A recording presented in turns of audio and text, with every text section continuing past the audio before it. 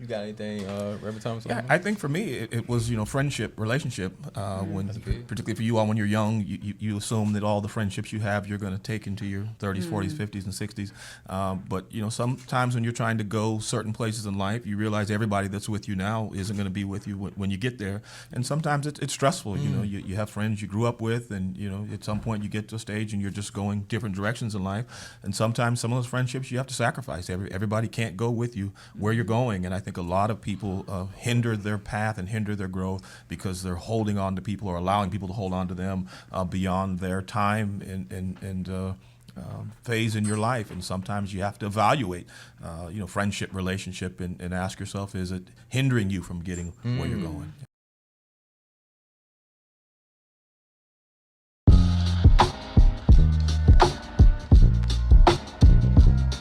Hello and welcome everyone to another episode of Speaking with Gravity. I'm your host, Joshua Williams. Hey everybody, welcome back. My name is Hannah. Terance Dawkins. And we have a special guest with us today. Yes. But I'm going to let him introduce himself. Sir, would you kindly introduce yourself? Step up to the mic. My name is Chris Thomas, and I am the director of the Dr. Benjamin E. Mays Historical Preservation Site here in Greenwood. Oh, okay. Awesome. Can you tell us a little bit about, for those who don't know, the Benjamin E. Mays Historic Site? So our site opened in 2011 to honor the life and the legacy of Dr. Benjamin E. Mays. Dr. Mays was a man who was born here in Greenwood County to two parents that were ex-slaves, and his parents were almost entirely illiterate. His father could read a little bit but could not write. His mother was completely illiterate.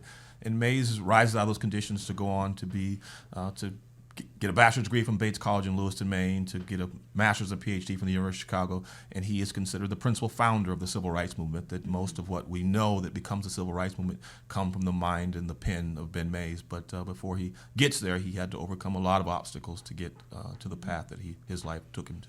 Sounds like a very self-determined individual. And he had a relationship with Dr. King as well. He was the mentor to Dr. King. King sort of comes into Mays' orbit at 15 when he comes to Morehouse. He was a member of Dr. Mays' first early admissions program that brought high school students out of high school 2 years early. So King left high school after his sophomore year and comes to Morehouse. And Mays really influenced King in every way. Everything that we know that King became, he became because he was trying to emulate Dr. Mays. And so there's very little about King that does not have a Mays influence in some way. Beautiful. I didn't know that. Yeah, boy, I'm learning. History lesson, I'm telling you, baby. Hey. It's funny, everyone knows Dr. King. A lot of people know Benjamin Mays as well, but, Dr. Martin Luther King is definitely a huge figure, not just in our country, but in the world. And then you have this, individual in Dr. Benjamin Mays who was a mentor to him. Mm-hmm. So even some of the concepts and philosophies that Dr. King, that he had, some of those very well could have been cultivated by Dr. Mays, and, many may not know him. So I think it's... I think it just says a lot about him. It says a lot about his, I'll say self-determination, because that's in the title today, about his self-determination from those humble beginnings and getting to where he did and having such an influence that he did. And his influence, I'm sure, is still being felt today when we just think about some of the things, the impact that Dr. Martin Luther King made. So I appreciate you for being here. Yes. I appreciate you all for having me. Mr. Thomas, is it Reverend Thomas? Is that okay? It is Reverend Thomas. Okay. Because I was calling you Mister. I heard you. I was calling you Mister, but I want to make sure we get Some that respect right. on his name. Yeah, definitely. So I'll start with, since I already mentioned self-determination, we'll at least acknowledge our topic today, but then we want to move into what you want to know as the people. So our topic today is self-determination and how it empowers your mental health. We're still in season 10, episode 91, y'all. Once again, I mentioned, man, we're getting close to that 100th episode, and we have something really special for you all when that comes up. But Mr. Terance Dawkins, you want to give us that? You want to let us know what the people want to know? Yes. I'm gonna tone it down a little bit. Go ahead, man. Go ahead, Barry White. As my co-host Josh Williams normally do. The people want to know, what should I be willing to sacrifice to reach my goal? Oh my God. Okay. What should I be willing to sacrifice to reach my goal? You want to go ahead? Is that- Oh yeah. We like to give our guests the Sure. the courtesy. Okay. Yes, sir. Our distinguished guests. And speaking to the mic. All right. I think sacrifice anything that doesn't cost you your dignity. Yeah. That That as part. long as it's something that isn't willing to take too much of your humanity and dignity away, that we should all sacrifice greatly to achieve the things that we want to achieve. I think oftentimes people don't achieve because they're not willing to make the sacrifices. They have these goals and ideas, and they think that they should come easily. But Right. most things in life require a sacrifice, and so I think anything that doesn't cost you your dignity should be something you should be willing to sacrifice. And I wanted to expand on that a little bit. Initially, when you asked the question, I thought about our character and our morals and how people. You hear the phrase like a lot of people that got to the top, they don't have good character, or they did not maintain their integrity during that growth process. But I like to encourage people that as you're reaching your goals and achieving those successes in life, to maintain not only your dignity, but also your good character and your integrity. I feel like all of those words go hand in hand, but it can easily, just off of one decision, good character can be impacted, or just off of one decision, your dignity can be jeopardized. So I like to think that it's very important to maintain that sense of, or that concept and that value of good character, or being a good person. I like the way you put values. When people start out with achieving certain goals, or they pretty much identify a goal, is based off of dignity, is based off character, is based off of what they value. And sometimes I think people will sacrifice things that's outside of their value system just to get to that goal, but that goal originated from the value, Oh, right? let's go. I like So that. why would you sacrifice what you value or your character for something that it originally started from? So that's what I think. And I want to encourage people too. A lot of times we see a goal, we see a path to getting there, and we come up against a decision on our path whereby it feels like we may have to sacrifice something, sacrifice values, sacrifice beliefs, sacrifice things that are ultimately important to us and important to who we are. And if you're not careful, you'll find yourself doing it in little ways. So please be careful. But I want to encourage you that a lot of times those opportunities come back around, right? A lot of times they come back around when they're really meant for you.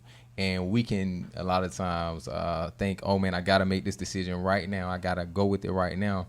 Whatever, I may have to sacrifice whatever over here, but I'm going to do it because I don't know when this opportunity is going to come back around. Trust that when you are staying true to your values, that the opportunities that are for you will come around when they are supposed to. And if you don't wait, if you don't practice that patience and wait on your time, then you can end up in a situation, right, where sacrificing has caused you to sometimes lose yourself in different ways. And so just be careful about that. I want to ask, based on that question, what are some people uncomfortable sacrificing that y'all have seen? I can speak to myself. I know something that I was not comfortable sacrificing was sleep. Okay. Oh, okay, yeah.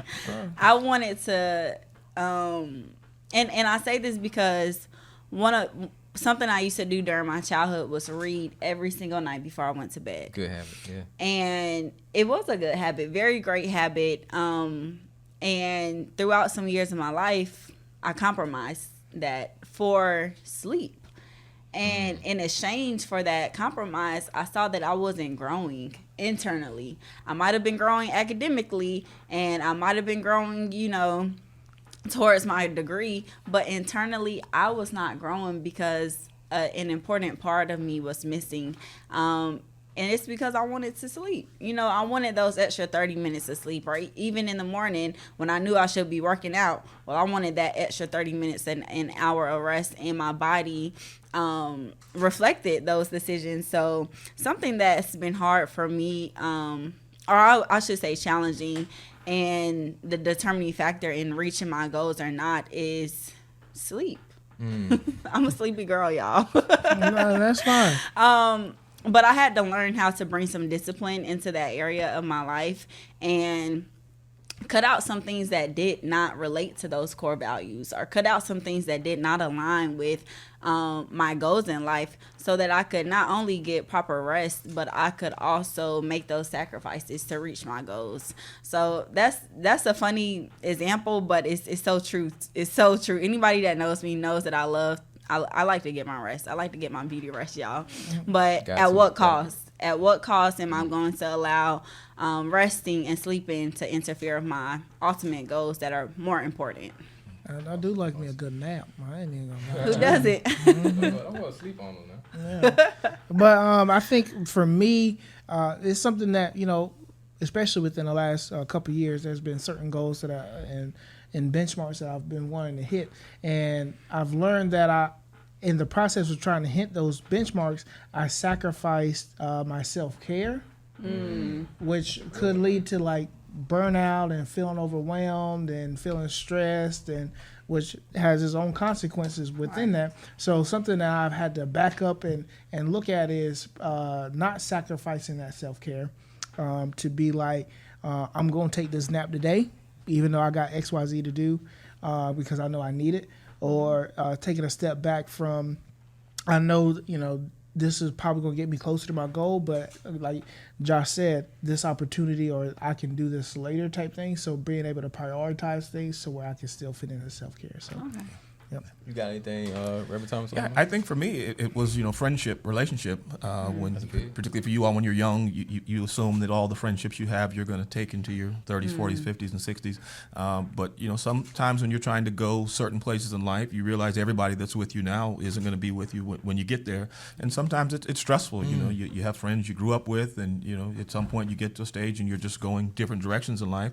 And sometimes some of those friendships you have to sacrifice. Everybody can't go with you where you're going. And I think a lot of people hinder their path and hinder their growth because they're holding on to people or allowing people to hold on to them beyond their time and phase in your life. And sometimes you have to evaluate, friendship, relationship, and ask yourself, is it hindering you from getting where you're going? You better do that You evaluation. better preach. You better do that. You better preach. Yes, sir. Yes, sir.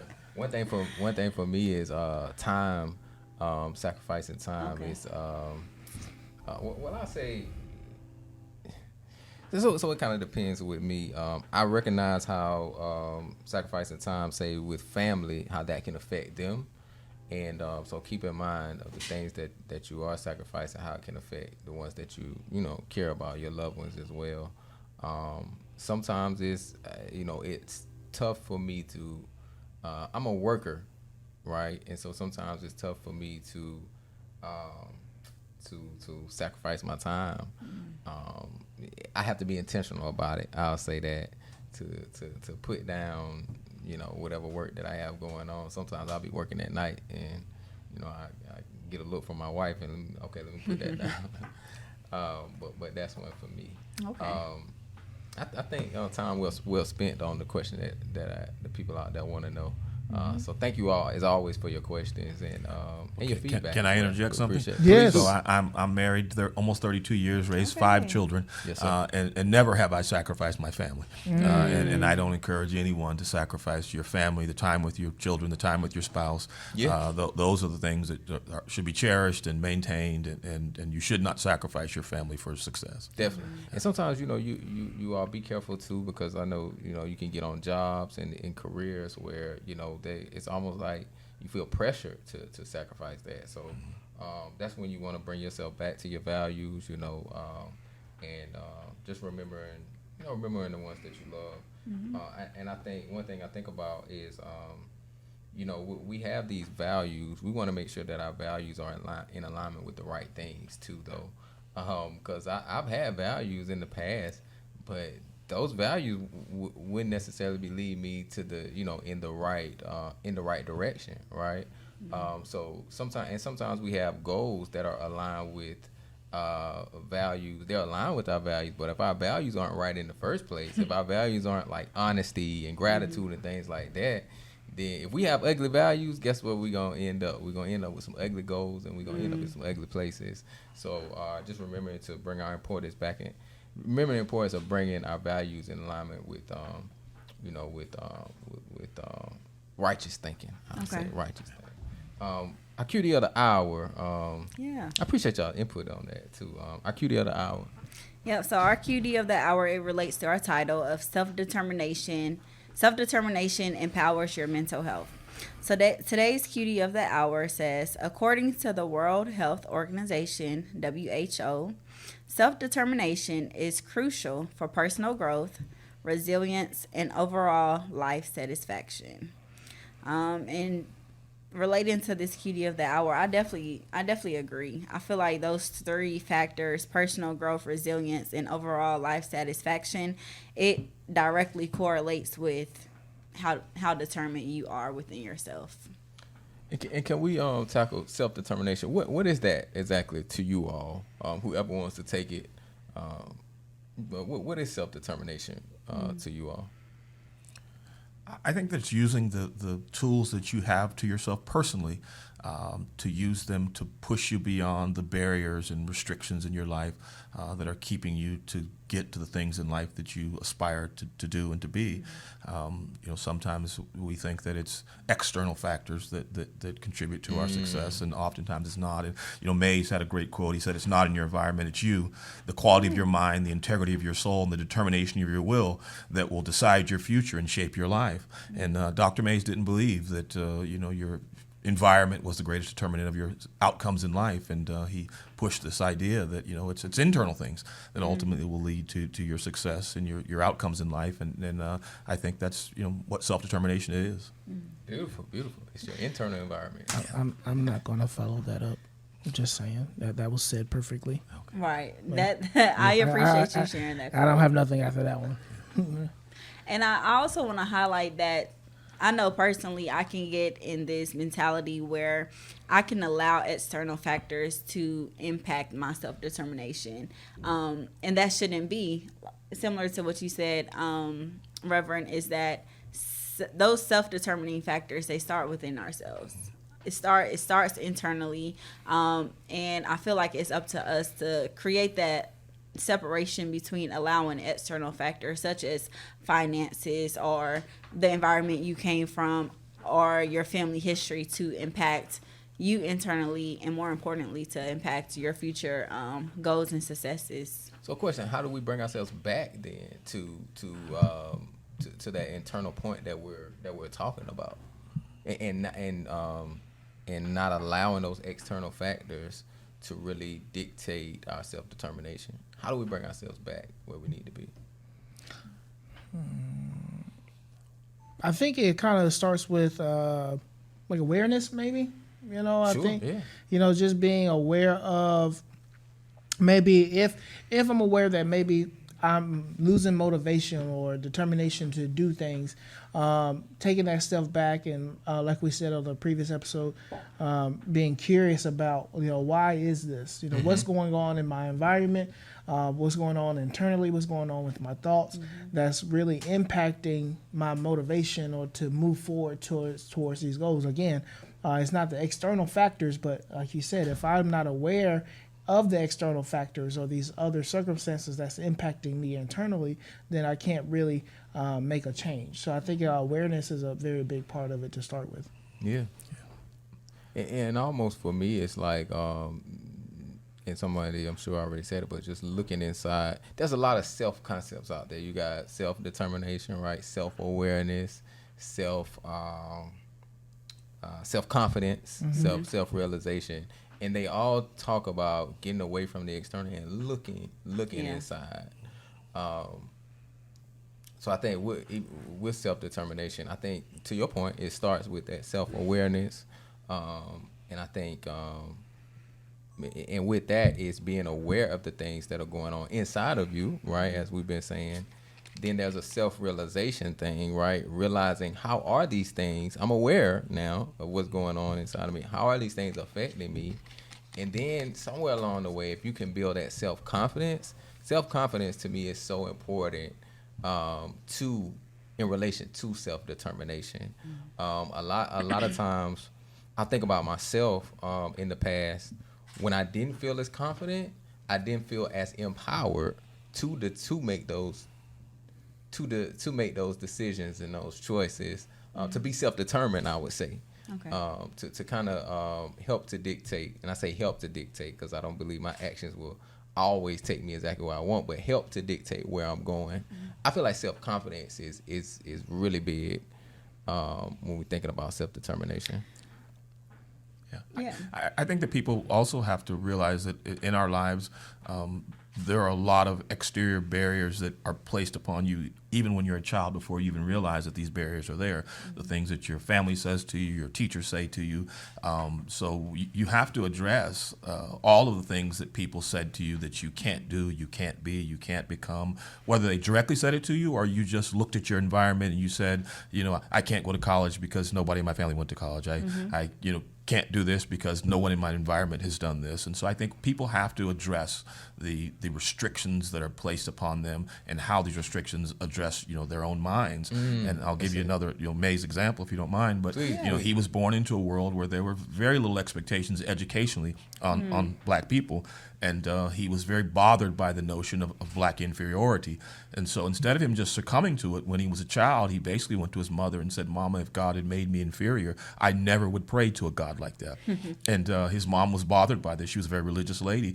But later on, he said, Mom, I wasn't disbelieving in God. I just simply had rejected the social idea that blacks were inferior to whites. I didn't believe God would do that to me or to any person or to any people. And so he sets off on this course in his life that he wanted to go somewhere, to leave the South, because he wanted to go somewhere where he could sit side by side in a classroom with white students and to prove that his mind was as sharp and as capable as anybody's mind. He was directly addressing the issue of his inferiority to others, and he set off on a path and a goal to prove to himself and to others that his mind was as sharp as anyone else. So he was directly addressing the issue that society said to him one thing that he didn't accept, and he was going to prove them wrong. And I think for all of us, we have to address the barriers in our lives, whatever they are. They're different for everybody, but you have to directly address them and attack them. I appreciate that you mentioned that, Reverend Thomas, because to answer Josh's question, I thought about earlier how we were talking about external factors and separating them, that sometimes you have to consider, or like you said, address those barriers or even those external situations or factors outside of yourself in order to see areas that you need to improve on. And I say that because sometimes I feel like without addressing those barriers, we can become complacent. We can become complacent in how things have always been. We can become very complacent in how we have always performed or done certain things. And more importantly, we can become complacent within ourselves when it comes to self-growth. So going back to our topic of self-determination, we have to address those barriers that exist not only inside of us, but also externally in order to tap into that self-determination of how can I grow? How can I step outside of my comfort zone? How can I activate that self-determination in me to reach my goals? And so what I'm hearing, y'all, is these external factors do exist, but they can be a challenge to us growing internally as well. And we're discovering ourselves, becoming more aware of ourselves internally, as well as growing. Y'all help me out with it, maybe. Yeah. But as well as growing, right? And I think an important thing we talked about in the prior episode is kind of defining our situations, defining our circumstances. The way that he defined the situation of that inferiority, the way that he defined it, he defined it differently than his mother, right? And that kind of led to him being on this journey in a way, kind of led him to being on this journey of that took him all these great places. So I just think that's a concept that we want to continue to bring attention to.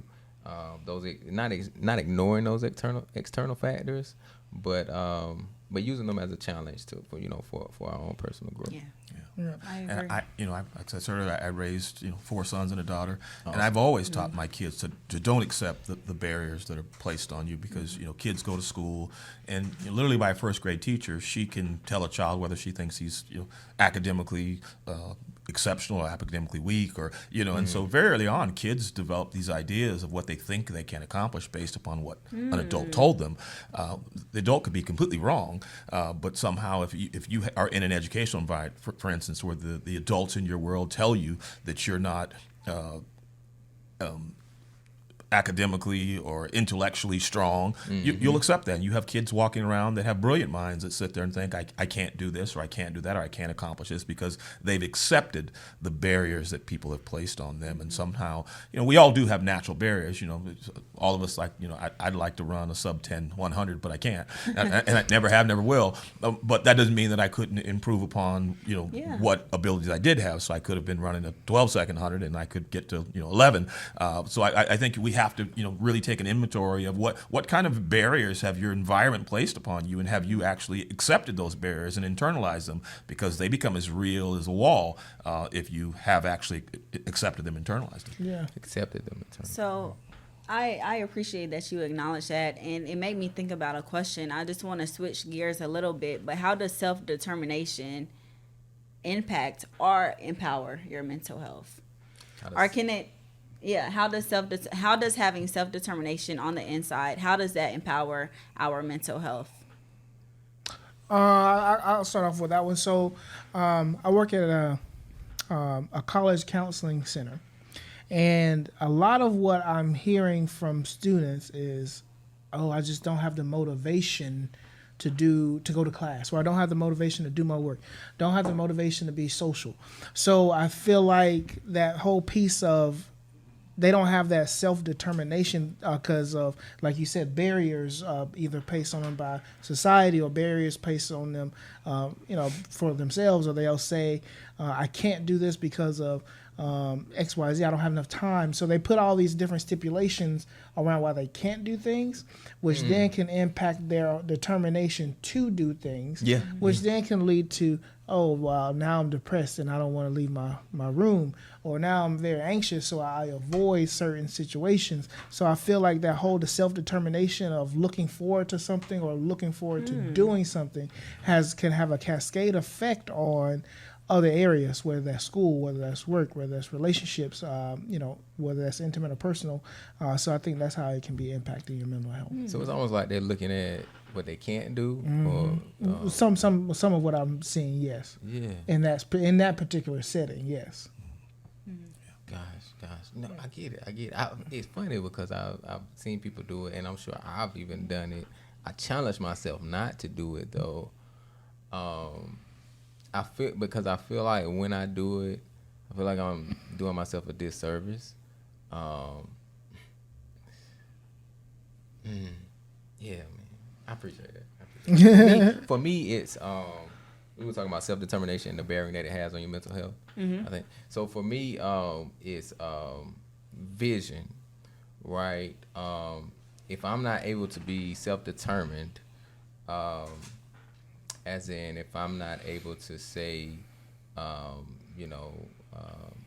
this is where I want to go, and I feel empowered to get there, then I have no vision, and without vision, I have no guide.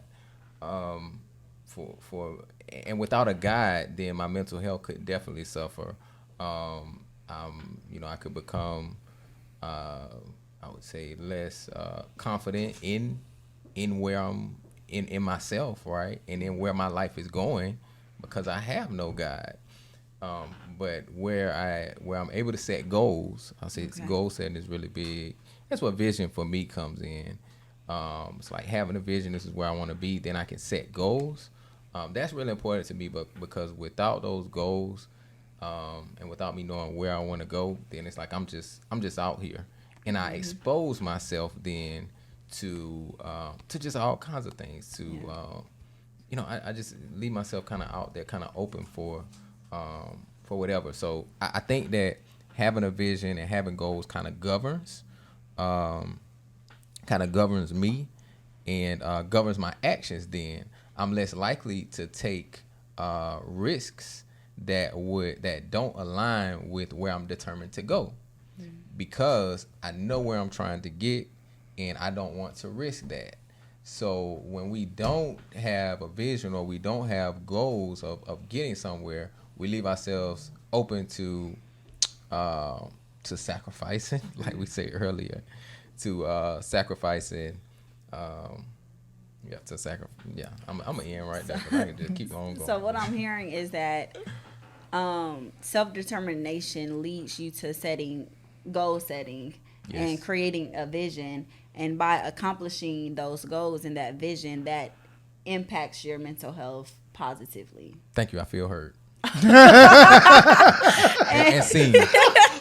Well, I appreciate that. That's what we good. want here on Speaking of Gravity. Out, We want you all to feel heard. To feel heard. And you all, please remember to please remember to, add your chats, add your opinions, to interact with us, as on this platform that you're watching. Comment, please share. And Terance, I wanted to go back to a point that you made in the college setting. How do students get over that funk? Yeah. So what I kind of tell them, it kind of goes, see, this is what I like about this podcast. What's a lot of the different topics we have intersect with each other, right? So I think we had an episode about perception, right? So I think what I try to help them realize is they're focused on, I need you to increase my motivation. I can't give you motivation. Like, if I could, then great, here you go. But I think it's about what you ultimately believe about maybe yourself or about your abilities, like they said. So that it's more of like, what is it that you value? So I'll go through a whole exercise where I try to understand what are the different beliefs they have. So, for example, if I have a difficult class, and I'm not doing well in that class, then I would probably, I call it a spiral. I could spiral very quickly to where it's like, I'm not doing good in this class. That means I'm going to fail. That means I'm not going to get my college degree. That means I'm not going to be able to take care of my family. So now we got somewhere. Man, so we got to, we're going from you valuing taking care of your family, but the event is not doing well in the class, and they're not really, I guess, aware of the value that's being challenged. They're just more focused on the class, which then ultimately shows it lowers their determination or motivation.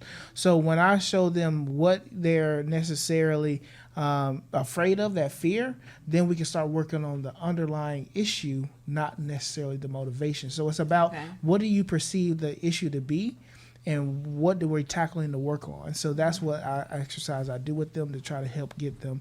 And we'll, like I said, once we challenge that a little bit, we can start seeing their motivation pick up, because now they know where this lack of motivation is coming from. So what I'm hearing from you is that how our level of self-determination directly impacts or is impacted by our core values. I feel seen and heard. Thank you. Well, I'm just asking for clarification. Yes, sir. Are you a married woman or a single woman? Formerly single, but on the way. I'm married. I'm not asking for that. No. Her answer about to tell you why we said Formerly single, but recently engaged. Said formerly So, That's why. I will be a married woman very soon. Yes. When you get married, don't repeat back everything. Okay. Yeah. That can cause some trouble. Is what I hear you saying is, really? He ain't gonna go for that. Yeah. Probably go for husband too, though, don't it? Well, it wouldn't work when you're husband either. Yeah. It's worse when you're husband. That's not what I said. That's not what I said. Oh, here we go downhill. What about when you are trying to clarify things, though? You got me thinking now, like just trying to make sure that I'm understanding you in the right way. Could it be helpful in some? Well, I guess how you do it. Yeah, how you do it. Okay. And how often you do it. Yeah, so don't do it every time he or she says something. Mm-hmm. Yeah. I agree. And I was being facetious when I was teasing her. I like that though. That's good. That's good advice, because you are absolutely right, because nobody want to hear that every time. Yeah. Right. But yeah, it makes sense. So I like that. So what's your take on it, Reverend? Does having that concept of self-determination empower our mental health? And if you could correlate it to some of your experience, in your field. Yeah, I think that being stuck in life is one of the worst places to be. Where you have this desire to do and to be, and you just feel like you can't get there, or you can't, and I think one of the things that I think people need to do is learn to take the next first step, whatever, because sometimes people say, well, I'm frustrated with step 29 I have to take, and I'm like, wait a minute, you haven't even taken step 3 yet. So I think people have to get in their lives to a point where they're doing what's necessary now to achieve what's you're looking at in the future. But I think all of us have goals, all of us have ideas about who we are and what we can and should become, but sometimes we just get stuck, and sometimes we're stuck in our mind. I always say that fear of success and fear of failure are the same place.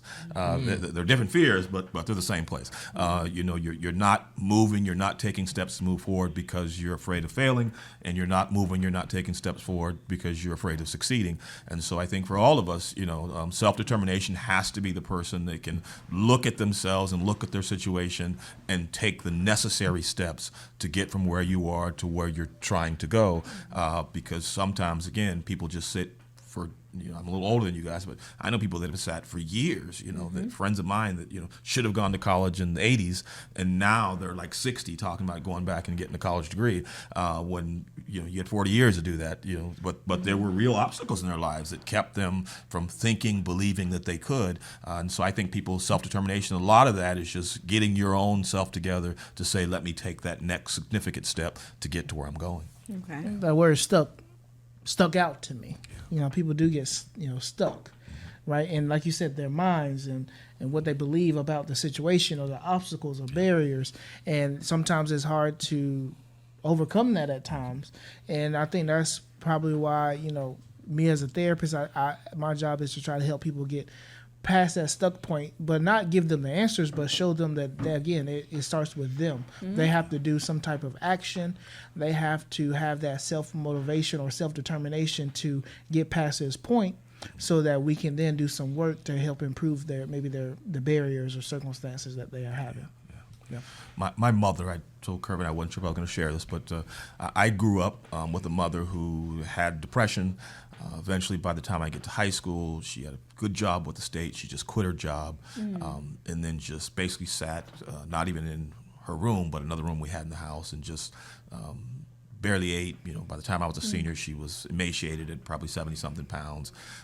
And a lot of my mom's issue was that, where there were things in her own mind, she just couldn't get past disappointments, perceptions of things. And one of my mom's biggest obstacles was just her own mind. She could not get herself out of her own funk.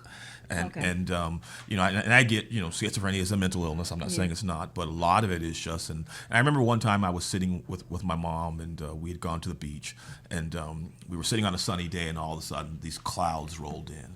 And my mother and I had this conversation before that. I was like, Mom, explain to me, what goes on in your mind. And she couldn't explain it. And then we're just sitting on the beach, and this cloud rolls in, and she grabs my arm, and she said, son, that's what it's like.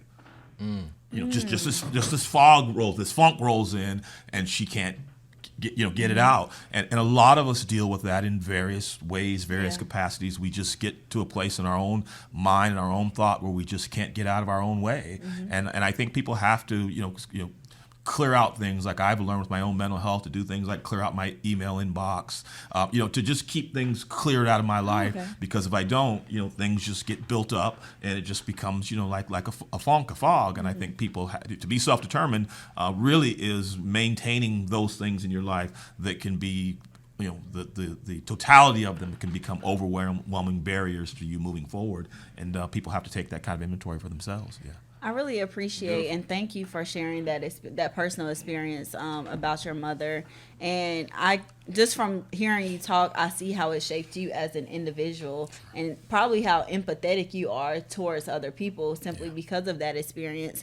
And I'm glad that you said that, because it made me think about the original question was, does having self-determination, how does it empower your mental health?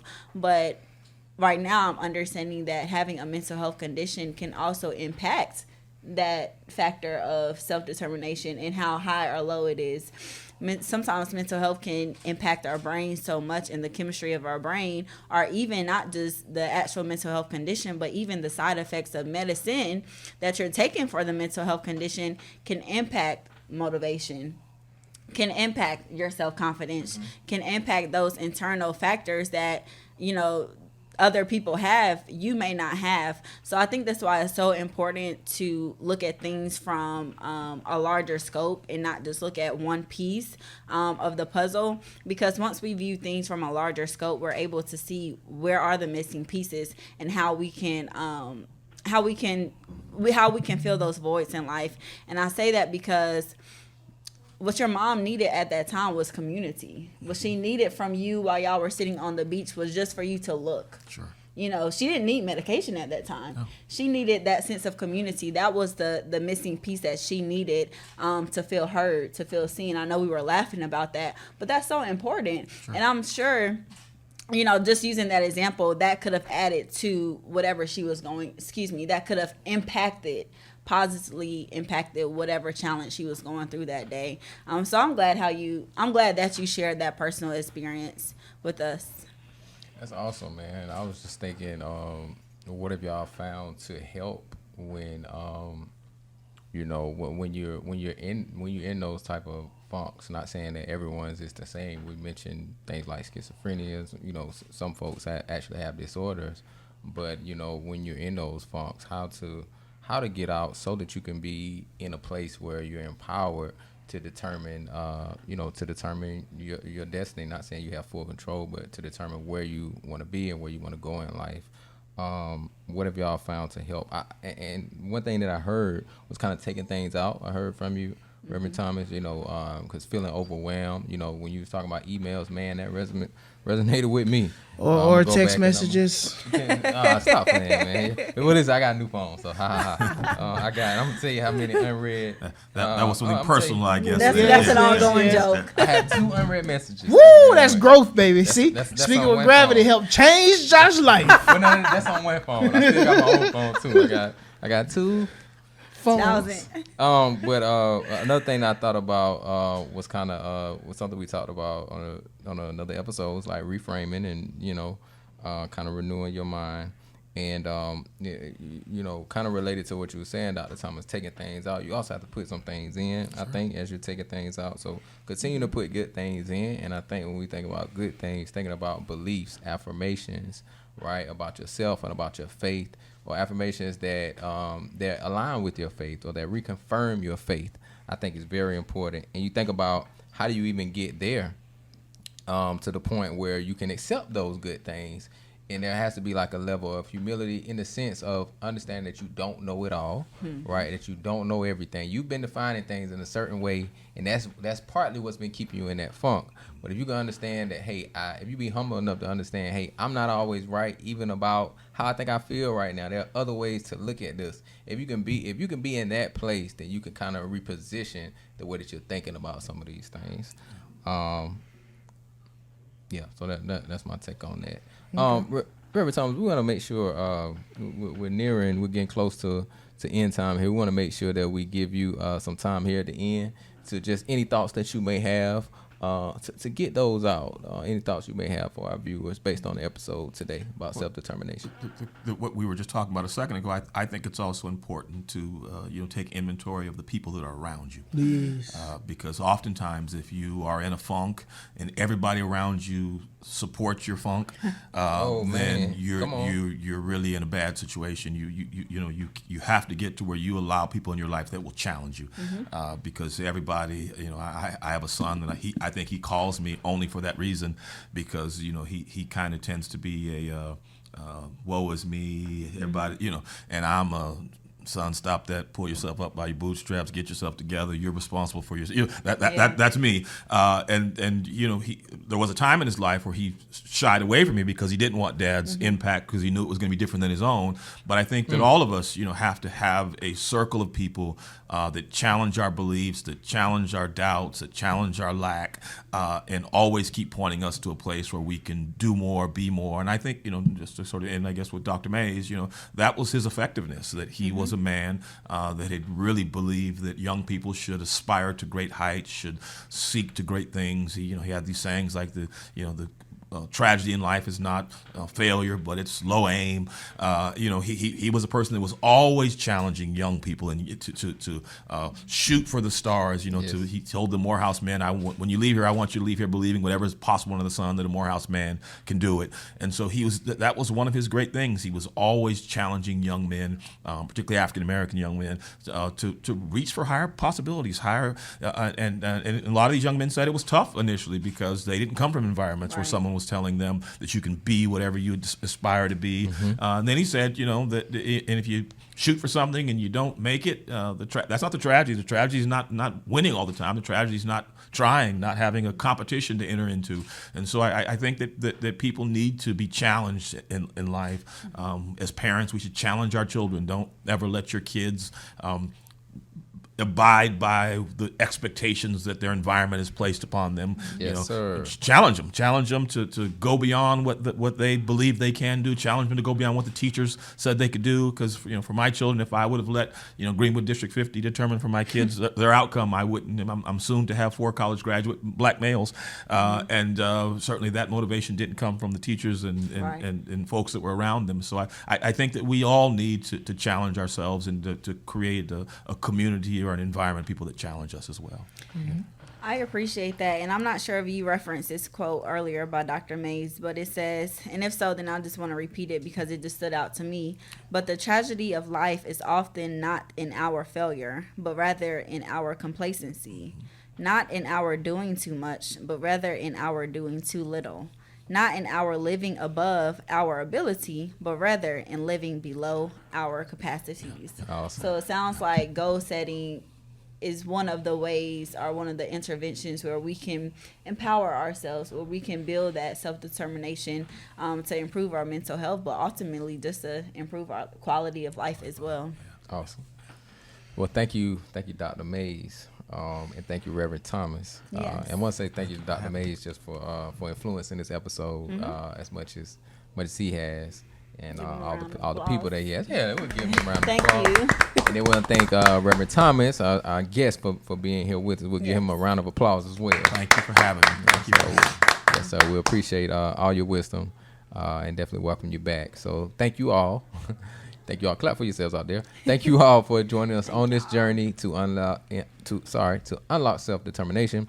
We hope that today's discussion inspires you to take charge of your life and your mental health. Please don't forget to subscribe, to like, to comment. Let us know. Give us your feedback. Let us know how you feel about today's episode.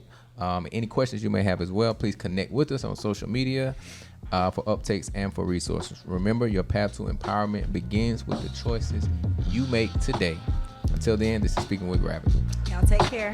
Peace.